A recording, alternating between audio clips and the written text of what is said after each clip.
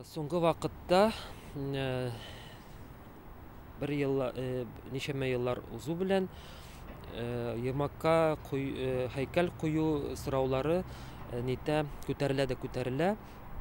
3-4 арасында, 5 ел арасында кемдер Ермакка һәйкәл куябыз дип чыга. Әмма Себер татарлары гел каршы киләләр бу темага, бу сорауга. Һәм ул күтәрүче кешеләр, белмим, аңламыймы, бу тема барыбер Себер татарлары өчен кире, уңай түгел сорау. Себер татарлары һәр вакыт аңа каршы булырлар. Бер кашанда килешмәсләр бу һәйкәлне кую сорау белән.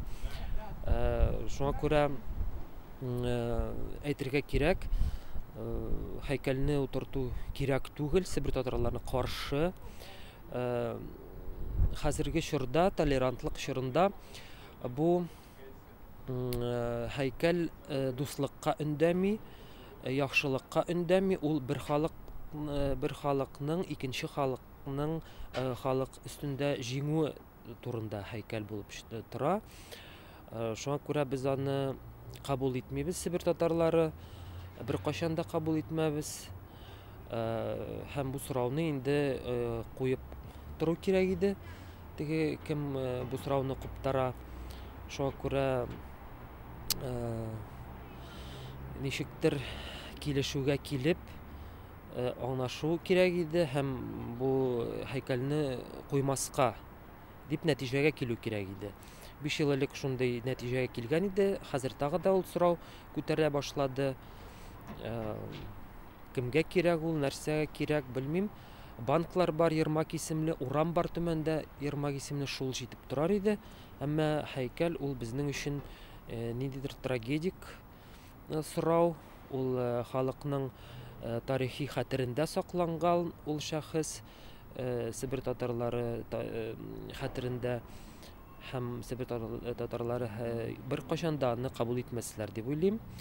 Һәм тагы да әйтү кирәк, ул сорау күтәрелмәскә тиеш дип. И мы считаем, что надо прекратить поднимать каждый раз этот вопрос, прислушаться ко мнению сибирских татар и не унижать национальных чувств сибирских татар. Но если вы хотите установить какие-то памятники, увековечить имя, допустим, первоприходцев, давайте поставим памятник Сукину, давайте поставим памятник Даниле Чулкову, основателям города Тюмени. Почему же мы должны ставить памятник Ермаку? Biz bir yerde yaşayız, bir devlette yaşayız. Şunun için tikten tik etmeydiler нәрсә дип, her bir халыкныңкы үзенеңке нәрсәләрен, интересларын карагалы, мәнфәгатьләрен канәгатьләндергәле, her bir халыкныңкы кирәк. Шуның için biz татар халкы монда яшәбез, төп татар халкы. Катгый рәвештә каршы, менә бу 5нче мәртәбә аларның кузгалып Ермак дигән баш кисәргә һәйкәл утыртуына. По моему мнению, вот нашим современникам необходимо было бы обратиться к тому опыту толерантности, который наши народы выработали веками. А организаторам вот таких вот проектов я бы посоветовал заняться общественно значимыми для всех народов вопросами, решением этих вопросов, социальных или гуманитарных. Я думаю, что это в нашем обществе более необходимо. Как руководитель национальной культурной автономии сибирских татар города Тюмени я написал письмо в администрацию города, где получен ответ, что пока на сегодняшний день данный вопрос рассматривается не будет, но так как из ответа тоже ясно, что если будет желание жителей, то этот вопрос может быть рассмотрен на специальной комиссии. 6 октября у нас будет заседание совета, и я думаю туда пригласить представителя комитета по делам национальности, чтобы нам официальное разъяснение по данному